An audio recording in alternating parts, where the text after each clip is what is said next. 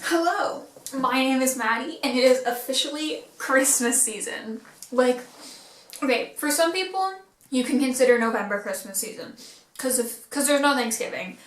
And for other people, it's like, that's not Christmas season for one reason or another, which is stupid. It is Christmas season. But it's like, now is when everyone's getting into Christmas season. Whether they like Christmas or not, it has to happen this month. You know? So, because of that, that means that November is over, and I need to wrap up all the books that I read in November. So that's what I'm going to do today. In November, I read in their entirety 1, 2, 3, 4, 5, 6, 7 books, but there were 3 books that I read that, like, I didn't finish in their entirety, but either I read most of them or I read part of it in the month, so I'm going to talk about it anyway. So let's just get started. Let's just start with the first book that I read in November, which was Carry On by Rainbow Rowell. This was a reread. I read this book first back in April of 2018, and I loved it. And when obviously, this was a reread in preparation to read Wayward Son, which I will talk about next. But it was also a reread because it had been a second since I'd read it, and I needed a refresher because this is one of my favorite stories, and it's so good. Oh my god, it's so good. So I needed a refresher because I feel like the moment you need a refresher is when you see, like, Tumblr posts or, like, headcanons with these characters and you don't understand what's going on. When you don't understand what's going on in those headcanons, you know that it's time for a reread, because it's important, if you consider this one of your favorite books, that you need to do a reread.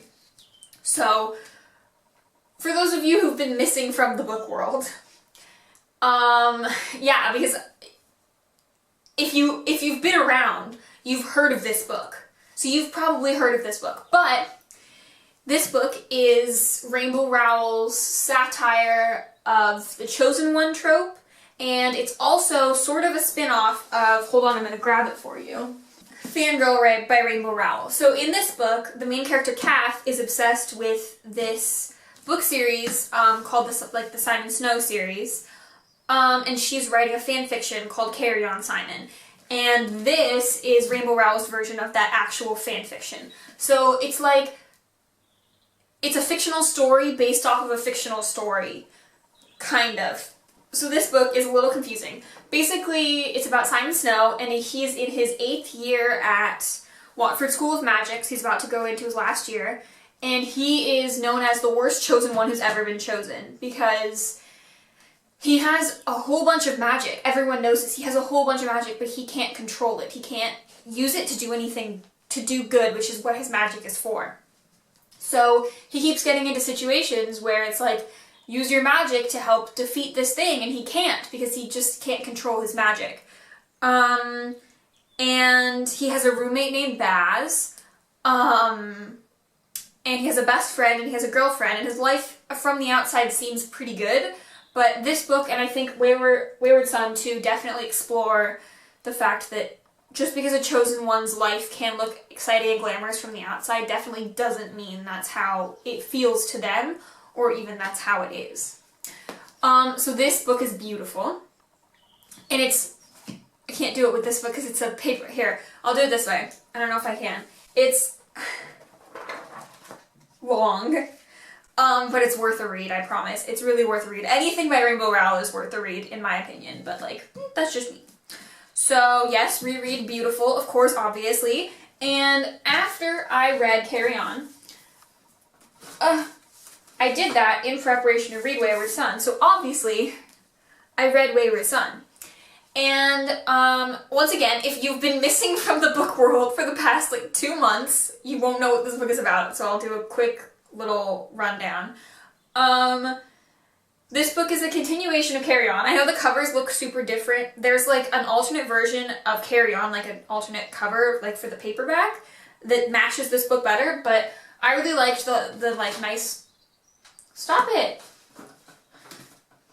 really liked the, like, this cover, so they're just gonna mismatch. It's not that big of a deal. Anyway, this book is, like, behind the happily ever after. So this book ends and everything seems great, and, you know, like not everything is good, but most things have figured themselves out. It's kind of like the ending of, like, the first or second Harry Potters, when it's like, we know that there's going to be more, because obviously this is only his first and second years of school, but also, like, this has a conclusive ending. Like, you know what I mean? So this book is just reopening the ending of this book, of Carry On, and, like, exploring more. So, in this book, Simon and Baz are, like, in their 20s, I want to say. I don't know if their age is ever told. I don't know if we get to know their age, but they're like, yeah, they're older now, and Simon's been having a hard time since the events of Carry On, because lots of stuff went down, and now he doesn't really know how his life is going to go, because he's living with Baz and his best friend Penny in London, but he's just sort of waffling. He doesn't have a job, he's not at school, he doesn't really know how to continue his life. So Penny is like, let's go on a road trip in the US. We can go visit our friend Agatha, who was once Simon's girlfriend, and just have a grand old time. So Simon and Baz are like, yeah, let's do it. Well, Simon is sort of like, yeah, okay, whatever, and Baz is like, yes, let's do it, because Baz wants what's best for Simon. And so they go on a road trip across the US, and it's really cool. It was really cool for me to read as a person who's lived in the US half of their life and now lives in the UK. Like, especially because I read it, like, a month after I came here, because I can really see a lot of the things they're talking about. They're like, everything is huge, and I'm like, wow, I didn't even think about that. But yes, totally, because... Hold on. Sorry, I had to make sure that wasn't important. It's fine, don't worry about it. I don't remember what I was talking about now. Oh, I was talking about, so, yeah. It's really interesting, the differences between the US and the UK and how they're highlighted in this book. And it was cool for me to have noticed some of these differences and then to see new ones where I was like, whoa, I didn't even think of that, but that's really interesting. It was also kind of difficult to read because I care about these characters so much, even though I've only read about them in one book, and, like, I've read excerpts from Fangirl, but, like, I've only read about them in one book. Like, I genuinely came to care about all of these characters, and to see them in bad places mentally and physically is really hard, because it's like, I just want them to be okay. I just want them to be happy, but, like, it's not happening. I'm like, no, I just want them to be happy together. So, yeah. And I need Any Way the Wind Blows as soon as possible. There we go. That's all you needed to know. Thanks for coming to our wrap up. I'll see you next time. Okay. Just kidding, there's more, I promise.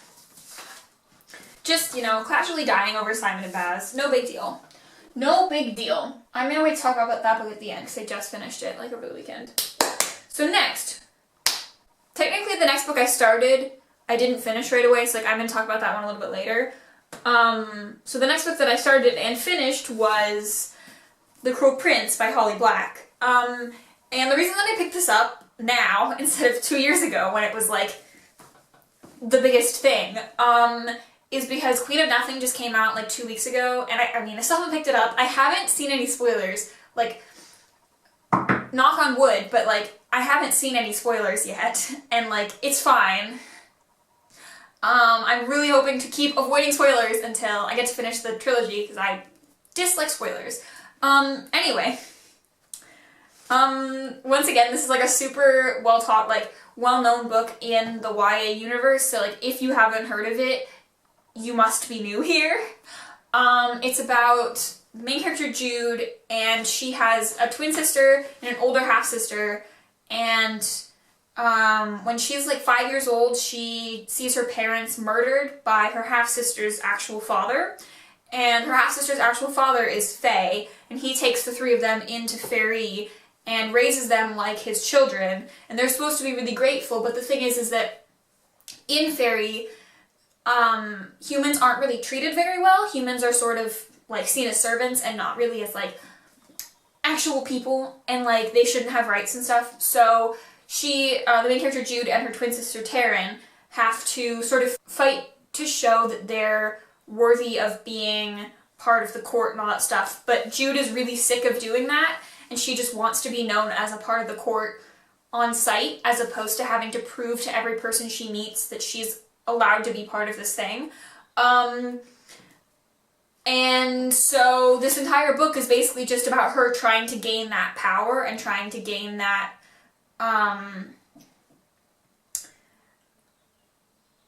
prestige, I guess, like trying to gain that view on life, which is really important to her. And there's a cruel prince, obviously. Well, I don't know which one it is, because there's multiple princes in this book. There's Cardan, there's Baelkin, and there's Dane. And like none of them are great, but none of them are bad. Right? You know? Well, if you've read this book, you know, but like, they all have good and bad in them. Some of them more bad than others. So yeah, that's this book, and obviously it's a trilogy, so I have the second book, The Wicked King, on my shelf, and I don't own The Queen of Nothing yet, because I kind of want it in the paperback so that they all match the sizes. I haven't picked up The Wicked King yet, so like, that might be in a couple of months. We'll see. But it was a solid book. I did thoroughly enjoy it. I don't think that it lived up to the hype for me. I try not to let hype, like, distract me from a book. Like, it doesn't matter whether or not it's hyped. It doesn't matter. Like, I try not to think about that when I'm reading the book, but I definitely think that I've heard people talk about it like it's the new, like, the best thing that they've ever read, and this one was fine. Like, it didn't hit bottom levels for me, but it didn't hit up here the way some books do. So, like, I don't know. Yeah, that's kind of, it's solid. It's a solid book, but it's not great. That's my review. And I did really enjoy a lot of the characters. I feel like they had really intriguing personalities, and it was really cool because you kept thinking that like obviously, especially because this book is first person, you sympathize so much with the main character, but then I feel like, I don't know whether this was intentional or not, but I definitely felt like I saw the good and bad sides of her through the eyes of the other people in the story, which was done really well. I don't know if that's a good thing that I saw her as not great sometimes, but like, what can you do? I feel like I've ranted about this book for long enough, so we're gonna move on. That book also took me forever to finish because I was reading it I read it the time that I went to London. It's like I wasn't reading very much when I was in London, and then I read it the week that I had like a project due, so that didn't help either because I had to finish that stupid project, and that took a lot of time out of my reading, and then of course it was NaNoWriMo, so like that didn't help with my reading either. So that book felt like it took forever, even though it's like, it's not very thick, like it's not very big.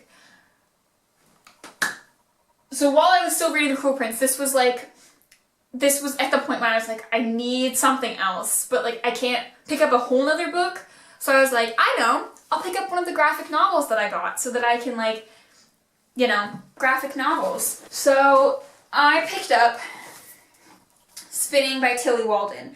If you guys, oh, there's something on it, that's gross, okay. If you guys didn't see my book haul that I did earlier this month about like talking about a bunch of the books that I bought in London, this was one of them. Go watch that if you haven't, but like this is one of the books that I got. And I sort of told this story there, so I'll try to like make it brief. Basically, I was at a birthday party, and as I am a huge nerd, I took everyone so that we would all go to a Barnes & Noble because like, and we were sitting there, we were waiting, and I just picked up this book on a whim and was like, oh, I'll just read it, because it's a graphic novel, it doesn't seem like it'll take that long. And I got like, I don't know how far I got into it, but I I got pretty far into it, probably around, like, I honestly, like, I probably almost finished it, but I didn't finish it all the way. And that was in 2017 when it first came out. And I literally couldn't stop thinking about it.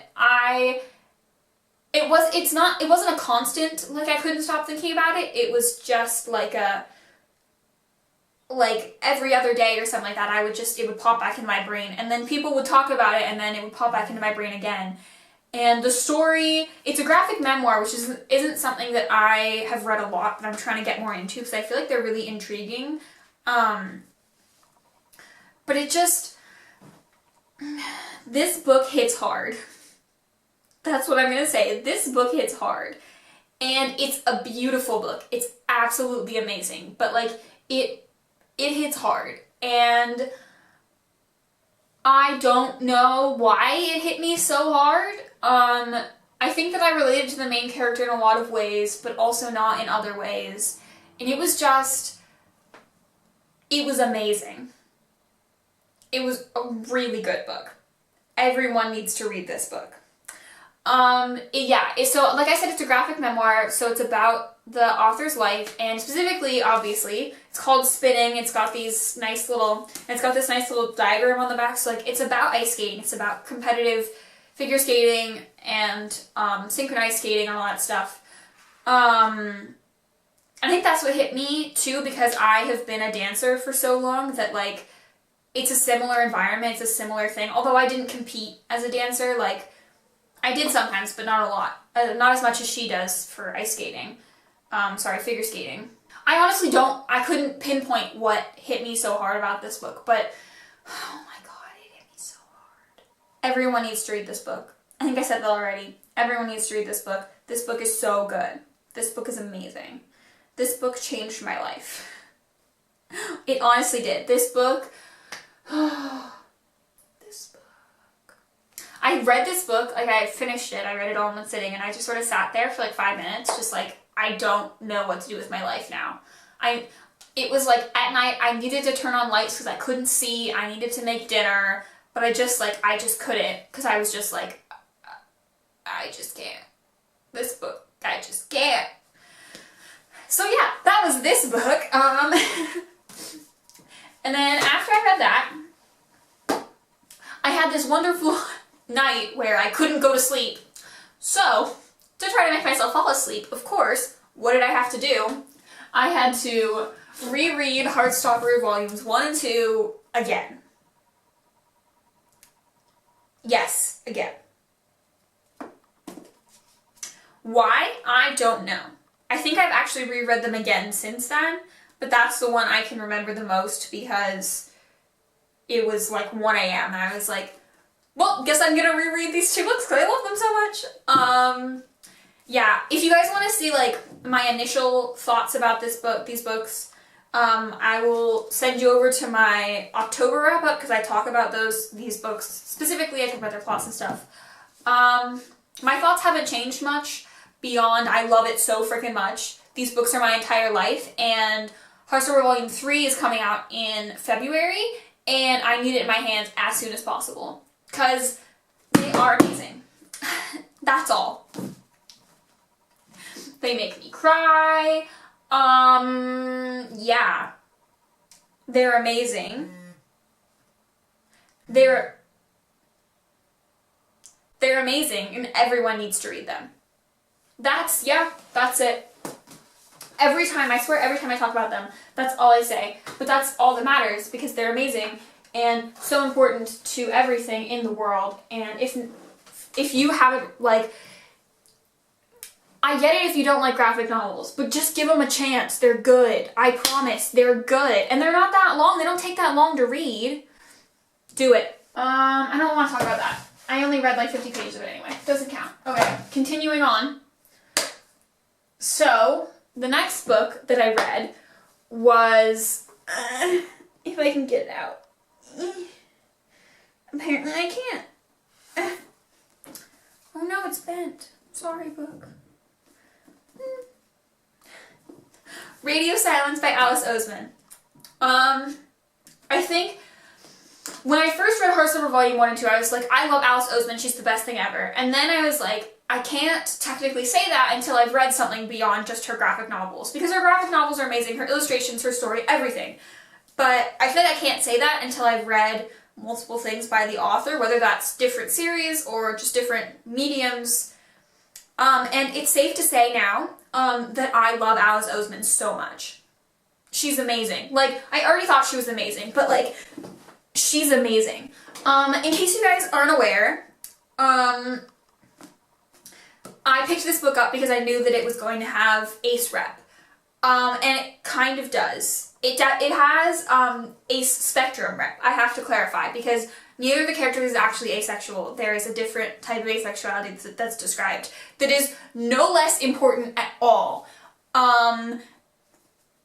So yeah, if you want asexuality rep, like, definitely read this book.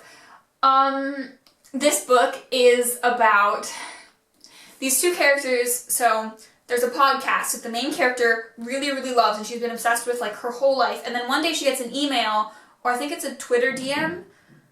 Yeah, it's a Twitter DM. From the creator of this podcast saying like, I've seen your fan art online that you've made for it. Would you collaborate with me to make actual, like, to do animations and stuff for the episodes? And she freaks out because she's like, she's loved this podcast for 3 years. She's been making art for it for just as long. And the creator, which is what they call, because they don't know who makes the podcast, the creator of the podcast has reached out to her specifically and said, help me with this. I think you are the right fit for this. So of course she like dies in a furious ball of flames, because like, if your favorite creator of any sense reached out to you and was like, hey, I liked what you did to have to do with this, can you, like, if Cassandra Clare was like, wow, I read your fan fiction, not that I write fan fiction, but like, if she read something that I had written and she was like, wow, I really like this, I want you to collaborate with me on a book, like, that level, not quite, but like close to that level. Like, it's insane. And I think my favorite thing about this book is that, is this a spoiler? It's kind of a spoiler. Okay, it's not a spoiler. Not if I say it like that. Okay, I'm gonna say it this way so that it's not a spoiler.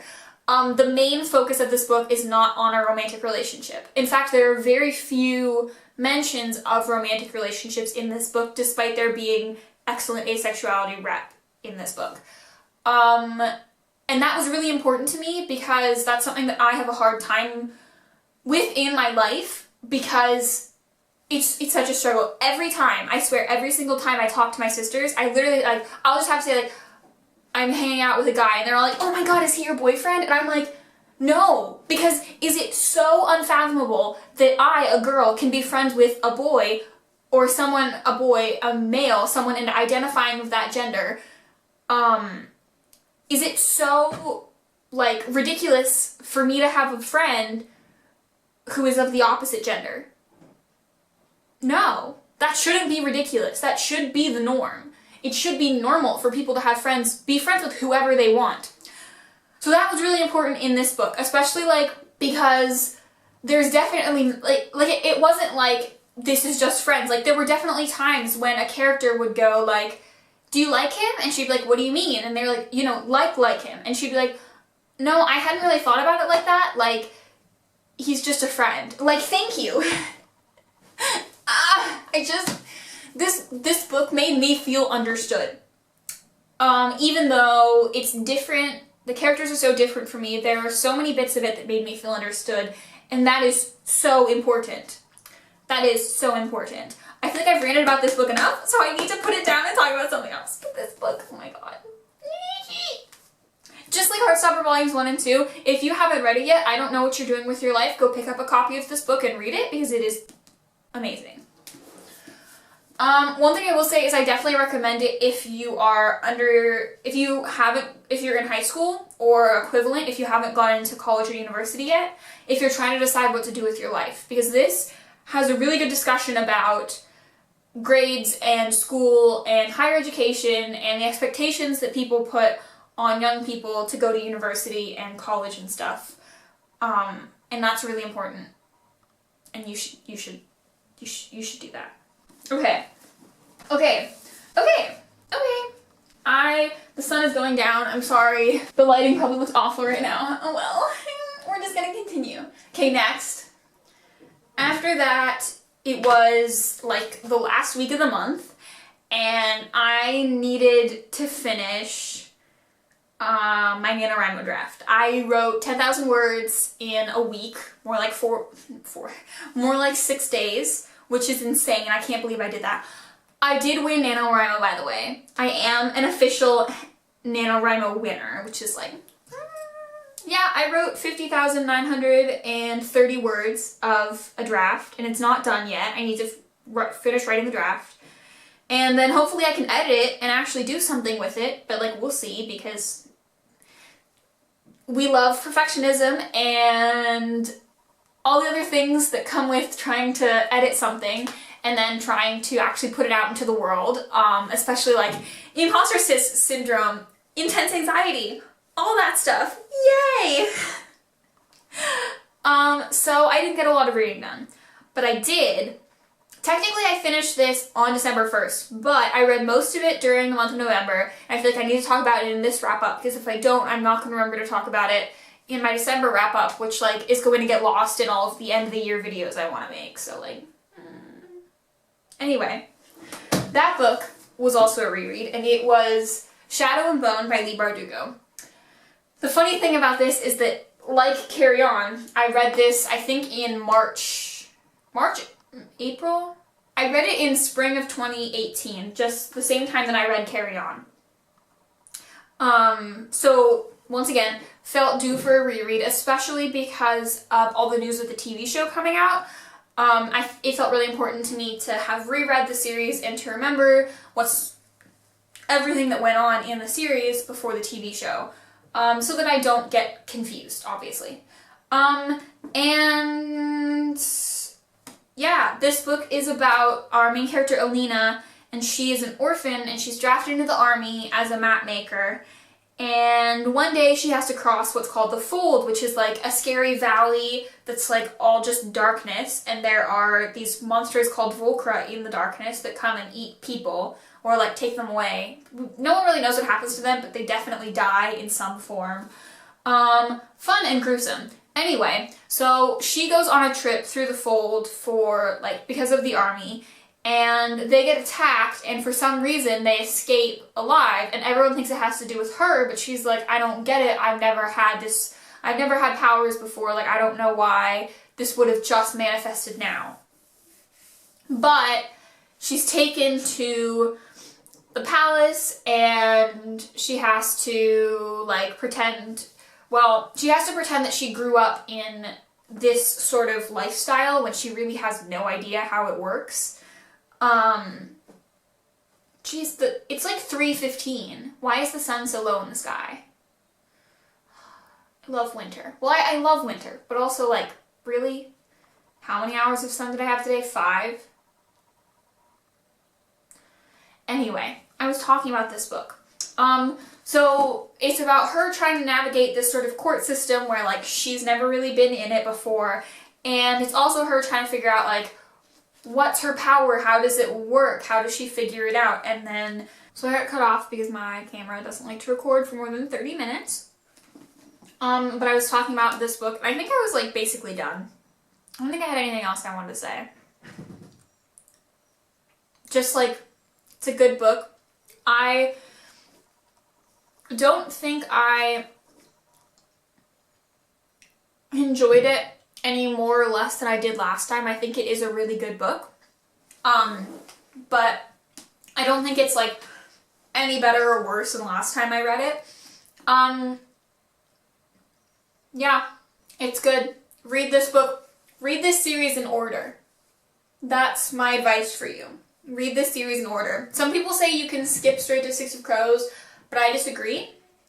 Because, first of all, it's not like you're going to be super confused, but you might be a little confused. trying to just pick up Six of Crows because there are some things I think that are already established that like you should know, that you will get from this series. But also, it's really cool to see Leigh Bardugo's writing style change and evolve and adapt, because in this book, it's like, she has good prose, but it's not Six of Crows Crooked Kingdom level, so it's cool to see that evolution happen through her writings. Yeah. This next book, I was really disappointed about. No, okay, that sounded wrong. The book was amazing. I was disappointed because I didn't get to finish it. So that book is The Diviners by Libba Bray. And I was having a lot of fun. I was reading it.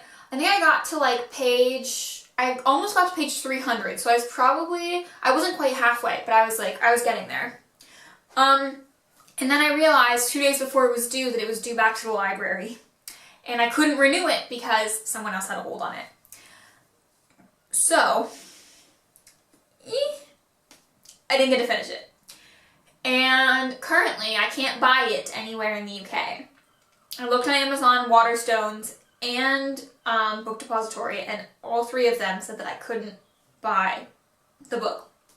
You can buy it in the US, so that's what I will be doing when I go home for Christmas, but you can't buy it in the UK. Which I'm really sad about because I really wanted to finish it. Because it's a really good book, but no. Let's see. The book is about a girl named Evie, and she currently lives in Ohio, but her parents, in the very beginning of the book, her parents send her to live with her uncle in Manhattan because she is, like, doing a lot of things that her parents don't want her to be doing, so they're like, you need to go learn your manners and all that stuff, so they send her off to New York, which, like, why would you send someone off to New York to learn manners? New York is not where people learn manners. New York was where people go crazy, but whatever. And her uncle is the curator for this museum that most people call the Museum of Creepy Crawlies, and it has an official name, but that's the one I remember because that's the funny one. But it's basically all about like the supernatural and stuff like that. And so when Evie first gets into the city, there are some like demonic murders happening, which seem more like sacrifices than just a killing spree. So Evie and her uncle start investigating the murders to try to like see what's up and like hopefully try to stop them because they don't really know what's going on. And yeah, I think I've mentioned this before, but I don't think I've ever read a book that was set in the 20s, so I think that was a really interesting perspective to have, because that's not something that I'm used to, it's not something I've ever read before. Or maybe I have read, I've definitely never read a paranormal book written in the 20s. I don't know about historical fiction, because I used to be obsessed with historical fiction, but not recently anyway. I think that's all I wanted to say. I think that's all I want to say. Yeah. I am currently reading, oh, I hope you're not getting damaged, The Starless Sea by Erin Morgenstern with its beautiful cover. I know some people like the US cover better, but to that I say BS because this cover is obviously better, duh. It's really good so far. I'm on page 28, and I was really hesitant to pick this book up because I feel like recently I've been having trouble reading fantasy, and that I should try to stick to reading some contemporaries, but this book immediately pulled me in. And I was especially worried because I know that it's written like a little bit choppily, like the main narrative has other narratives like woven in, and so every once in a while like you'll get these stories from this book that the main character finds called Sweet Sorrows, and I was worried that those stories were going to like take me out of the story and make me not want to read it, but they're even more intriguing, and the main plot, or the main storyline too, is also really intriguing, and it's just like, I feel like I just can't put this book down. I think about it all the time. I want to be reading it all the time. I need to read it more. Yeah, I love it. It's really good. I don't know how to describe this book. It's about a guy named Zachary, who finds a book in the library, and it doesn't have a title, and well, it has a title, he figures out the title, but it doesn't have an author or like a print date or anything. And one of the stories in the book is a story that happened to him when he was younger. And he's like, what? Why? What is this? So, yeah, when he was younger, he found a doorway into this place called the Starless Sea, and he didn't go through it, basically. And now he's found the book and he reads the story and he realizes that that doorway, which looked like it was painted on a brick wall, wasn't just painted on a brick wall, it was an actual doorway he could have gone through. And so now, in present day, he's like 25 and he's like, I gotta find a way to get back to the Starless Sea. And I want to know what I was missing when I was 11. That's all I really know about this book. I'm sure it's going to be a lot more complicated than that. But that's all I know so far. It's amazing. If you haven't picked up a copy and you're not trying to read it, I don't know what you're doing with your life. Maybe you just like contemporaries. That's fine. I'm not going to get mad at people who only like contemporaries. I'm not. But if this is your style, read it. Even though I'm only on page like 28, when I say 28, I already think it's amazing, and you should too. Read it. Thanks for coming to my TED Talk. Thank you guys so much for watching. In the comments, let me know a book that you read in November that you really enjoyed, or a book that you're excited to read in December. Or if you just liked any of the books that I talked about and you want to rant about them, like, go ahead, this is your space. Yeah, I will see you guys next time. Bye!